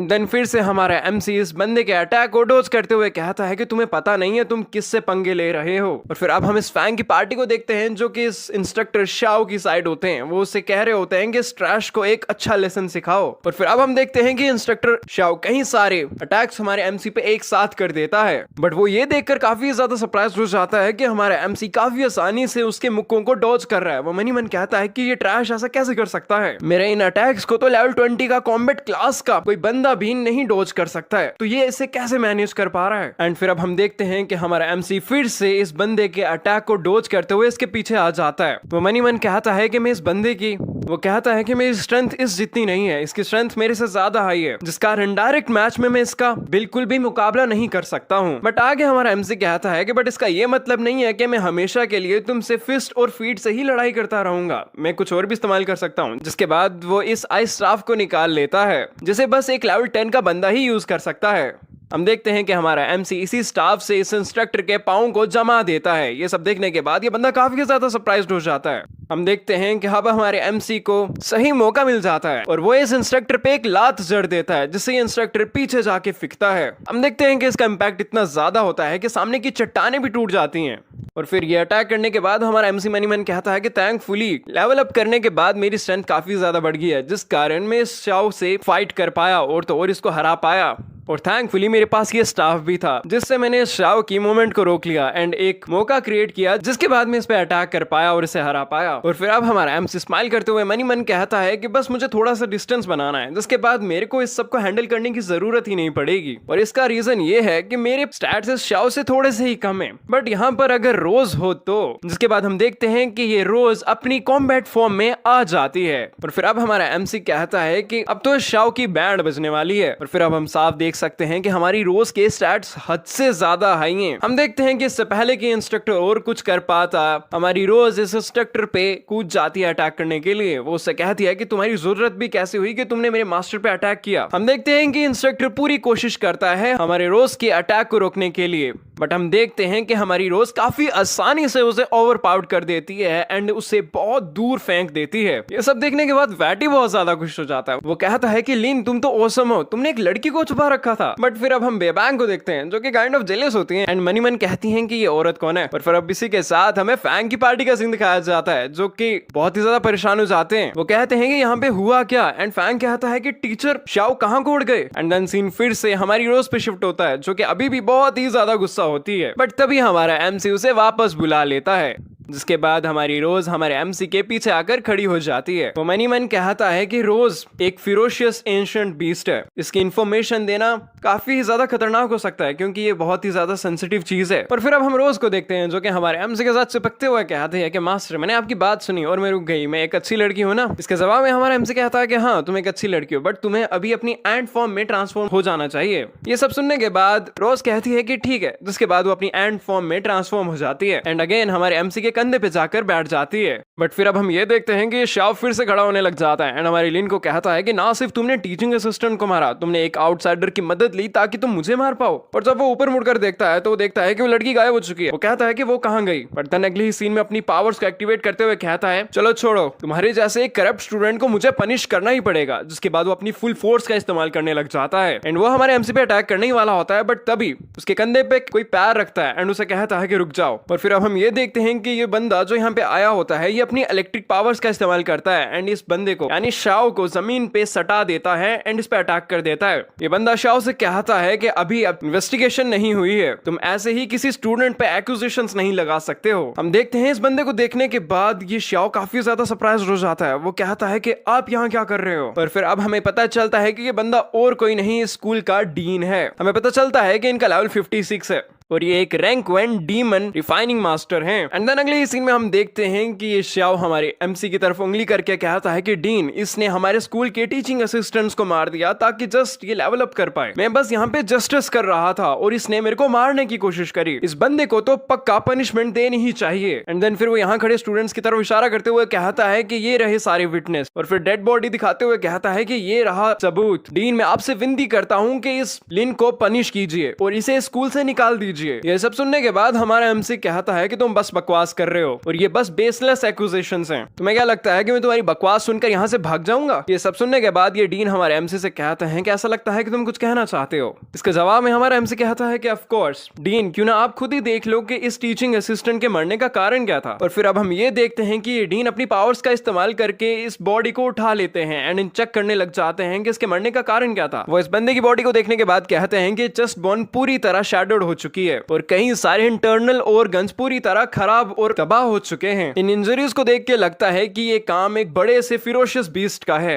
ये सब सुनने के बाद ये शाओ फिर से हमारे एमसी की तरफ उंगली करते हुए कहता है कि ये काम हो सकता है कि एक फिरोशियस बीस्ट का हो, बट इसमें हमारे एमसी का भी कोई ना कोई लेना देना होगा, वरना ये इस डेड बॉडी को वापस कैसे लेके आता। ये सब सुनने के बाद हमारा एमसी इस शाओ को कहता है कि तुम्हारी ब्लेम करने की स्किल्स तो बढ़िया है, मैंने तो बस तुम्हारे टीचिंग असिस्टेंट की बॉडी को वापस लाया था एंड तुमने बस मुझे ही इसकी मौत का दोषी ठहरा दिया। तुम ऐसा क्यों नहीं कहते कि तुमने उसे मुझे मारने के लिए भेजा था? बट वो इतना ज्यादा इनकॉम्पिटेंट था कि वो मुझे मारने की जगह खुद ही एक फिरोशियस बीस्ट से मारा गया। ये सब सुनने के बाद ये शाओ हमारे एमसी से कहता है कि तुम बकवास कर रहे हो, मैं ऐसा कभी नहीं कर सकता। तो बेबैंग आगे आ जाती है एंड डीन को कहती है कि शाओ ने लिन हान को एक सिल्वर टैंकिंग जोन दी थी जो कि लिन हान के लेवल से कहीं ज्यादा ऊपर की जोन है और इसी से ये सस्पेशन कॉज होता है कि शाओ हमारे एमसी को हार्म करना चाहता था। और जहां तक बात रही उसके टीचिंग असिस्टेंट को असाइन करने की, मैं उसकी इन बातों पे डाउट करती हूँ। अब हम देखते हैं कि शाओ डीन को कहने लग जाता है कि मुझे गलत ठहराया जा रहा है, मुझे फंसाया जा रहा है, मैं एक स्टूडेंट के साथ ऐसा कैसे कर सकता हूँ, मैं ऐसा कभी नहीं करूंगा। एंड फिर वो गुस्से से चिल्लाते हुए कहता है कि ये लिन हान की वन साइडेड स्टोरी है, उसके बाद उसके पास कोई भी सबूत नहीं है। तभी डीन हमारे एमसी से पूछते हैं कि एक इंस्ट्रक्टर को अक्यूज करना कोई छोटी बात नहीं है, क्या तुम्हारे पास कोई प्रूफ है? ये सुनने के बाद ये शाओ खुश हो जाता है, मनी मैन कहने लग जाता है कि जिन लोगों को मैंने भेजा था वो सब मर चुके हैं, तो कौन यहाँ पे इस बात को टेस्टिफाई करेगा? और अगर वो सच में जिंदा भी हुए तो मैं श्योर हूँ कि वो लिन हान की मदद तो नहीं ही करेंगे। अब हमारा एमसी जवाब देता है कि मैं किसी पे भी गलत एक्यूजेशन नहीं लगाता हूँ। जिसके बाद हमारा एमसी एक पोर्टल खोल देता है एंड आगे कहता है कि मैंने इसीलिए इस पे एक्यूजेशन लगाई क्योंकि मेरे पास प्रूफ है। जिसके बाद हम देखते हैं कि वो इस वुल्फ किंग की बॉडी और बाकी के दोनों टीचिंग असिस्टेंट्स को पोर्टल से बाहर निकालता है। इन्हें देखने के बाद यहाँ प्रेजेंट सभी लोग सरप्राइज्ड हो जाते हैं। हमारा एमसी कहता है कि जब ये इंसिडेंट ओकर हुआ उस समय ये लोग माउंटेन से छुपकर मुझे मॉनिटर कर रहे थे, बट तभी अचानक ये वुल्फ किंग इनके सामने आ गया जिससे एक टीचर मारा गया। और वही समय था जब मैं इस फाइट के बीच में आ गया एंड मैंने बाकी के दोनों को बचा लिया। और जहां तक बात रही कि टीचर शाओ ने 3 लोगों को सीक्रेटली मेरे पे नजर रखने के लिए क्यों भेजा था, उसका जवाब शायद ये दोनों दे सकते हैं। और फिर अब हम ये देखते हैं कि ये दोनों असिस्टेंट चिल्लाते हुए कहते हैं कि शाओ ने ही हमें लिन पे नजर रखने के लिए भेजा था एंड कहा था कि अगर तो जरूरत पड़ी तो उसे मार देना एंड ऐसा दिखाना कि उसे वुल्फ किंग ने मारा है। दूसरा इंस्ट्रक्टर भी चिल्ला पड़ता है कि हाँ, ये सब प्लानिंग इसी शाओ की थी। एंड फिर वो हमारे एमसी को गुहार लगाते हुए कहता है कि बस अब वो बंद कर दो। और फिर अब हम ये देखते हैं कि इन दोनों असिस्टेंट की बॉडी के ऊपर कहीं सारी एंट्स होती हैं जो कि लगातार उन्हें काट रही होती हैं, जिस कारण उन्हें कहीं ज्यादा दर्द हो रहा होता है। इन्हें देखने के बाद हमारा एमसी कहता है कि किसने सोचा था कि इन छोटी छोटी एंट से इतने बड़े कारनामे नामे भी हो सकते हैं। एंड फिर वो मुस्कुराते हुए मनी मन कहता है कि वैसे मेरा तरीका ठीक है, मैंने इन एंड्स को सही तरह से इस्तेमाल किया इन लोगों से सच निकालने के लिए। और फिर अब हमारा एमसी श्याओ को कहता है तो अब तुम मुझे एक्सप्लेनेशन देना चाहोगे। और फिर अब हम ये देखते हैं कि ये श्याओ यहाँ से भागते हुए मनी मन कहता है कि इन दोनों फूल्स ने तो सच में कन्फेशन कर दिया। अब देखते हैं कि इससे पहले कि ये ज्यादा दूर भाग पाता वो पीछे देखता है कि एक इलेक्ट्रिक स्पेल उसी की तरफ आ रही है। एंड देन अगले ही सीन में हम देखते हैं कि इलेक्ट्रिक स्पेल उसकी बॉडी में जाके टकरा जाती है, जिससे ये श्याओ पूरी तरह भुन जाता है एंड नीचे को गिर जाता है।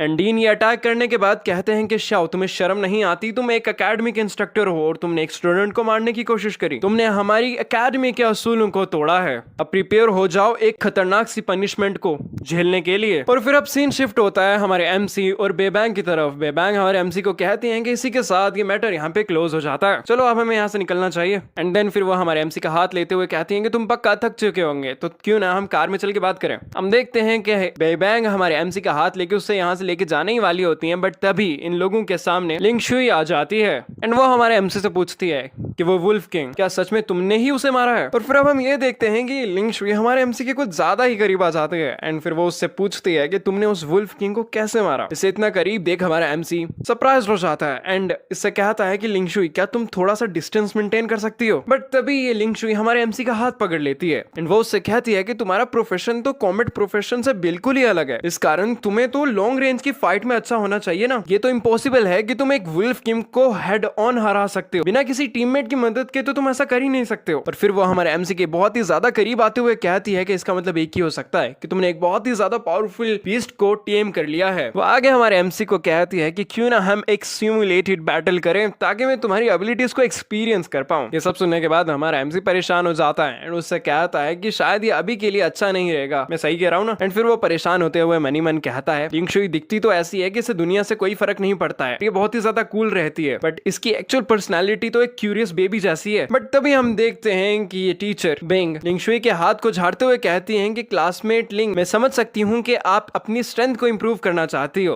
बट अभी आपको एक्सपीरियंस की जरूरत है जो कि आप ट्रायल से अचीव कर सकते हो, एक दूसरे से फाइट करके नहीं। इसके जवाब में लिंग शुई कहती है कि मैं बस यहाँ पे बीस्ट मास्टर के फाइटिंग स्टाइल को समझना चाहती हूँ, आप समझ रही हैं ना टीचर। ये सुनने के बाद हमारी टीचर बाय इस लड़की से कहती हैं कि मुझे माफ करना बट लिन हान अभी फाइट से निकला है और अभी उसे रेस्ट की जरूरत है, तो इसी कारण वो तुम्हारी रिक्वेस्ट को अभी फुलफिल नहीं कर सकता है। हम देखते हैं कि इन लड़कियों को अपने लिए लड़ता देख हमारा हुए इन्हें पुकारता है एंड कहता है कि मैं आज के ट्रायल के बाद बहुत ही ज्यादा थक चुका हूँ, तो क्या मैं यहाँ से जा सकता हूँ। हम देखते हैं कि हमारी एमसी की यह बात सुनने के बाद ये दोनों लड़कियां हमारे एमसी को गुस्से से घूरने लग जाती हैं। इन्हें ऐसा करता देख हमारा एमसी फेक हंसी हंसते हुए कहता है कि हाँ मैं तो मजाक ही कर रहा था, वैसे आज का मौसम काफी अच्छा है ना। और फिर अब हमें टीचर बाय के थॉट्स दिखाए जाते हैं जो कि मनी मन कह रही होती है कि पहले के वो लड़की जो कि कहीं से प्रकट हो गई थी और अब ये लिंग शुई ये लिन हान एक प्ले बॉय कब से बन गया। एंड देन फिर वो मनी मन कहती हैं कि वैसे मुझे इन सब से क्या, मेरा और लिन का तो कोई ऐसा वैसा रिलेशन भी नहीं है, तो मेरे को क्या ही है। जिसके बाद ये यहाँ से मुंह फुलाकर जाने लग जाती हैं एंड हमारे एमसी को कहती हैं कि ये मैटर तो यहीं पे रिजॉल्व हो चुका है, चलो मुझे घर चलना चाहिए। एंड वो हमारे एमसी को कहती हैं कि जब तुम वापस जाओगे तो केयरफुल रहना। बट देन अगले ही सीन में ये लिंग शुई काफी एक स्कैरी एक्सप्रेशन के साथ हमारे एमसी से फिर से पूछती है लिन तुमने अभी तक मेरे को जवाब नहीं दिया है। इसे ऐसा पूछता देख हमारा लिन सच में बहुत ज्यादा डर जाता है एंड फिर वो हकलाते हुए उससे कहता है कि मैं आज थोड़ा थका हुआ हूं, तो क्यों ना हम किसी और दिन बात करें। ये सुनने के बाद ये लिंग शुई कहती है ठीक है बट अपने प्रॉमिस को याद रखना। जिसके बाद वो यहाँ से चली जाती है। इसे जाता देख हमारा एमसी एक राहत की सांस लेता है। वो कहता है कि फाइनली ये शुक्र है चली गई, बट मुझे ऐसा क्यों लग रहा था कि टीचर भाई मेरे से काफी ज्यादा गुस्सा हो चुकी हैं। क्या इसका रीजन ये हो सकता है कि मैं सीक्रेटली ट्रेनिंग में पार्टिसिपेट करने के लिए आ गया। बट देन फिर वो मनी मन कहता है कि चलो छोड़ो इन सबको भूल जाना चाहिए, अभी भी यहाँ कहीं सारी चीजें हैं जिनके साथ मैंने अभी डील नहीं किया है। और फिर अब इसी के साथ हमें एक डिफरेंट जगह का सीन दिखाया जाता है जहां पर अब हम देखते हैं कि हमारा एमसी एक सोफे पे बैठा होता है और उसे एक लड़की टी सर्व करती है। वो मनी मन कहता है कि इन दो इक्विपमेंट्स को भेजने के बाद मेरे रहने सहने के एक्सपेंसिव्स का भी जुगाड़ हो जाएगा और इन्हें बेचने के बाद मैं टीचर बाइंग के पैसे भी वापस कर पाऊंगा। बट तभी हम देखते हैं कि यहाँ पे इस एक्सचेंज हॉल का हेड आ जाता है। वो हमारे एमसी से पूछता है कि आप यंग मास्टर लिन है ना, मेरा नाम टियान है, यहाँ का मैनेजर हूँ, मैंने सुना कि आप दो इक्विपमेंट्स को बेचना चाहते हो, क्या मैं उन्हें देख सकता हूँ। सुनने के बाद हमारा लिन उन्हें दोनों इक्विपमेंट्स दिखाता है एंड स्टियान नाम के बंदे से कहता है कि हाँ आप इन्हें बेझिझक देख सकते हैं, मुझे ये सिल्वर लेवलिंग एरिया से मिले। हम देखते हैं कि ये बंदा हमारे एमसी को देखने के बाद अभी भी काफी ज्यादा कंफ्यूज होता है। इसे अपनी तरफ देख हमारा एमसी उससे पूछता है कि क्या मैं आपकी किसी तरह की मदद कर सकता हूँ। ये सुनने के बाद ये टियान हमारे हमारे एमसी से कहता है कि मुझे माफ करना पर यंग मास्टर लिन, क्या आप लिन हान हो? इसके जवाब में हमारा एमसी कहता है कि हाँ मैनेजर टियान, मैं ही लिन हान हूँ, पर क्या आप मुझे जानते हो? ये सुनने के बाद ये बंदा स्माइल करने लग जाता है एंड हंसते हुए कहता है कि ओल्ड लिन यानी तुम्हारे फादर और मैं बचपन के दोस्त थे, हम लोग बहुत ही ज्यादा क्लोज, तो इसलिए तुम मुझे अंकल टियान कहकर पुकार सकते हो। और फिर वो हमारे एमसी के कंधे पे हाथ रखते हुए कहते हैं कि शाबाश, तुम काफी ज्यादा स्ट्रॉन्ग बन चुके हो, तुम तो अब अकेले ही सिल्वर लेवल जोन्स को क्लियर कर पा रहे हो। तुम्हारी ऐसी स्ट्रेंथ को देखते हुए मुझे ऐसा लग रहा है कि तुम बहुत ही जल्द अपनी फैमिली को रिवाइव कर दोगे। ये सब सुनने के बाद हमारा एमसी एक क्रीपी सी स्माइल करते हुए कहता है कि ऐसा है क्या, तो चलो फिर मैं ये दोनों इक्विपमेंट्स आपके पास छोड़ के जा रहा हूँ अंकल टियान। एंड देन फिर वो मनी मन कहने लग जाता है कि ये बंदा मेरे फादर का फ्रेंड है, क्या ऐसा हो सकता है कि मैं इन दोनों इक्विपमेंट्स का प्राइस बढ़ा पाऊं? हम देखते हैं कि ये बात सुनने के बाद ये बंदा भी कहता है ऑफ कोर्स तुम रख जाओ, तुम्हें चिंता करने की कोई भी जरूरत नहीं है। एंड देन फिर वो भी शातिर हंसी हंसते हुए मनी मन कहता है कि ये बच्चा ज्यादा बड़ा नहीं है, तो ऐसा लगता है कि ये एक अच्छे प्राइस के लिए बार्गेन कर सकता है ना। जिसके बाद ये दोनों एक साथ कहते हैं कि हाँ हम इस डील के लिए काफी ज्यादा एक्साइटेड हैं। तभी ये टियान बोल पड़ता है, वो कहता है कि ये हाई क्वालिटी के दो इक्विपमेंट्स काफी बढ़िया हैं, तो जैसा कि हम एक दूसरे को जानते हैं तो मैं तुम्हें इन दोनों के लिए 5 मिलियन हेवनली ड्रैगन कॉइंस दूंगा। ये सुनने के बाद हमारा एमसी कहता है कि अंकल टियान हमें इस चीज को क्लियर कर लेना था, हालांकि आप मेरे फादर के फ्रेंड हो बट ट्रांजिशन करते समय हमें रूल्स को तो फॉलो करना ही चाहिए ना। ये इक्विपमेंट वुल्फ किंग के द्वारा ड्रॉप किया गया है, इसकी कम से कम कीमत 8 मिलियन है। देन आगे ये बंदा फिर से कहता है तुम्हारे फादर और मैं दोस्त थे, चलो इसलिए मैं तुम्हें 5.5 मिलियन देने के लिए तैयार हूँ। ये सुनने के बाद हमारा एमसी कहता है कि मेरे फादर को लकी नंबर्स काफी ज्यादा पसंद थे, तो क्यों ना हम 7.88 मिलियन कर लें। ये सुनने के बाद ये बंदा कहता है कि नहीं 6.66 मिलियन काफी अच्छा रहेगा, है ना। ये सुनने के बाद हमारा एमसी कहता है कि चलो डील करते हैं 6.66 मिलियन आपके लिए, मैं इस डील को मान लेता हूँ। एंड फिर वो मनी मैन कहता है कि जितना मैंने एक्सपेक्ट किया था ये उससे भी ज्यादा महंगे में बिका, मेरे को तो प्रॉफिट हो गया। एंड देन फिर अगले ही सीन में ये दोनों हाथ मिलाते हुए कहते हैं कि आपके साथ काम करके अच्छा लगा। एंड फिर ये बुढ़ाओ मनी मैन कहता है कि मुझे ऐसा लग रहा है कि मेरे को इस बच्चे ने ठग लिया। एंड फिर ये टियान हमारे एमसी को कहता है कि सभी पैसे तुम्हारे कार्ड में ट्रांसफर कर दिए गए हैं। और फिर अब हम ये देखते हैं कि ये लड़की 2 कार्ड लेकर आती है। एंड तभी ये टियान फिर से बोल पड़ता है कि ये जो ब्लैक कार्ड तुम्हें दिख रहा है ये हमारी ट्रेडिंग बैंक का VIP मेंबरशिप कार्ड है, जिससे तुम एक बार में ही 3 मिलियन ड्रैगन कॉइंस को निकाल सकते हो। जिसके बाद ये फिर ये टियान आगे हमारे एमसी से कहता है कि अगर तुम्हें फ्यूचर में इक्विपमेंट्स की नीड हुई या किसी तरह की भी जरूरत पड़ी तो तुम मुझे कांटेक्ट कर सकते हो। ये सब सुनने के बाद हमारा एमसी उन्हें शुक्रिया कहता है एंड मनी मन कहने लग जाता है तो जैसा कि मैं यहाँ पे ऑलरेडी आ ही चुका हूँ तो क्यों ना मैं कुछ मैजिक स्क्रोल को देख लूं। जिसके बाद हमें 10 मिनट बाद का सीन दिखाया जाता है, हमारा एमसी यहाँ से वापस जा रहा होता है। एंड ये बंदा हमारे एमसी को जाता देख मनी मन कहता है कि लिन हान तो बस अभी ही अवेकेंड हुआ है एंड उसने इतनी ज्यादा स्ट्रेंथ को एक्वायर कर लिया है, इसकी फ्यूचर की अचीवमेंट्स तो बहुत ही खतरनाक होने वाली हैं। ऐसा लगता है कि फ्यूचर में इसके साथ मुझे काफी ज्यादा काम करने का मौका मिलेगा। एंड देन अगला सीन फिर से हमारे एमसी के घर का दिखाया जाता है और अब हम एमसी के घर के सामने एक ट्रक और एक बंदे को खड़ा देख सकते हैं। तभी हमारा एमसी यहाँ पे आ जाता है एंड इनसे पूछता है कि अंकल लियू आप यहाँ पे क्या कर रहे हो। और फिर अब हमें पता चलता है कि ये बाय फैमिली का मैनेजर है और इनका नाम है बटलर लियो, यानी ये बेबैंग की फैमिली का बटलर है। हम देखते हैं बटलर हमारे एमसी को ग्रीट करते हुए कहता है कि काफी टाइम हो गया हम मिले नहीं। ये सुनने के बाद हमारा एमसी कहता है कि हाँ जब से लिन फैमिली का डिक्लाइन शुरू हुआ तब से हम नहीं मिले, तो आज आपका यहाँ कैसे आना हुआ। ये सुनने के बाद ये बटलर हमारे एमसी को कहता है कि मिस बैंग ने पर्सनली कई सारे लोगों के साथ मिलकर डायमंड लेवल सीक्रेट रेम के एक वॉइड बीस्ट को पकड़ा है, बट उन्होंने ये सब अनऑथराइज्ड वे में किया था, जिस कारण फैमिली मास्टर ने उन्हें ऑर्डर दिया है कि वो घर से बाहर नहीं निकल सकती हैं, जिस कारण मुझे उस बीस्ट को खुद ही यहाँ पर लाना पड़ा। ये सब सुनने के बाद हमारे एमसी मनी मन कहता है कि सिस्टर बाय ने मेरे लिए इतना सब किया, इवन चेंग भी इतना जल्दी सीक्रेट रेम में जाने की जरूरत नहीं करता। और इस चेंग के बारे में हम फ्यूचर में जानेंगे कि ये बंदा एक्चुअली में है कौन है। वो आगे कहता है कि वो सच में मेरे लिए बहुत कुछ कर रही हैं। हम देखते हैं कि इससे पहले कि हमारा एमसी इस ट्रक के दरवाजे को खोल पाता, ये बटलर उसके सामने हाथ रख देता है एंड उससे कहता है कि मास्टर ने एक और चीज तुम्हें कहने को कहा है। उन्होंने कहा है कि बाय फैमिली जितना तुम्हारे लिए बेस्ट कर सकती थी उन्होंने तुम्हारे लिए उतना किया, और अब हम तुम्हारे लिए कुछ और नहीं कर सकते हैं। उसके बाद ये बटलर काफी ज्यादा गुस्से और एरोगेंस में कहता है तो इसलिए अब से तुम हमारी यंग लेडी को परेशान करना बंद कर दो। हम देखते हैं कि बटलर की ये बात सुनने के बाद हमारा एमसी काफी ही ज्यादा सरप्राइज्ड हो जाता है। और फिर इसी के साथ ये एपिसोड और ये पार्ट कुछ भी कहो यहाँ पे खत्म हो जाता है। तो अगर तुम चाहते हो कि इसका नेक्स्ट पार्ट जल्दी से जल्दी आए तो तुम्हें ऑलरेडी पता है तुम्हें क्या करना है। चैनल को करना है सब्सक्राइब, वीडियो को करना है लाइक एंड कमेंट्स तो तुम जरूर लिख के जाओगे। एंड एक और जो चीज़ तुम अब कर सकते हो वो है वीडियो को हाइप करके जाना। सो प्लीज़ कमेंट सेक्शन को स्वाइप करना एंड हाइप का ऑप्शन मिलेगा, हाइप करके जाना। और एक और ज़रूरी सूचना, मेरा एक सेकंड चैनल भी है जहाँ पर मैं बहुत मस्त सीरीज एक्सप्लेन करता हूँ, तुम उसे भी जाके सब्सक्राइब कर सकते हो एंड उसकी लिंक भी डिस्क्रिप्शन में ऑलरेडी अवेलेबल है। सो जाओ उसे भी चेक करो एंड बहुत मस्त सीरीज़ है, उन्हें जाकर भी देखो। एंड यस, एक और चीज़ तुमसे मैंने पूछनी थी, जो कि है मैंने ऑलरेडी इससे पहले भी कई सारी मानुआस को एक्सप्लेन किया है, तो तुम मुझे ये बताओ कि उनका तुम्हें नेक्स्ट पार्ट चाहिए क्या। एंड अगर तुमने अभी तक उन सीरीज़ को नहीं देखा तो प्लीज़ जाओ उन्हें भी देखो, बहुत मस्त सीरीज़ हैं वो भी। तो अगर तुम उसका भी नेक्स्ट पार्ट चाहते हो तो डिमांड करो, तभी मैं नेक्स्ट पार्ट लाऊंगा, वरना मुझे ऐसा लगेगा कि भाई परफॉर्म ही नहीं कर रही है वीडियो, कुछ आता ही नहीं है, तो फिर मज़ा नहीं आएगा नेक्स्ट पार्ट लाने में और ना ही मुझे बनाने में आएगा।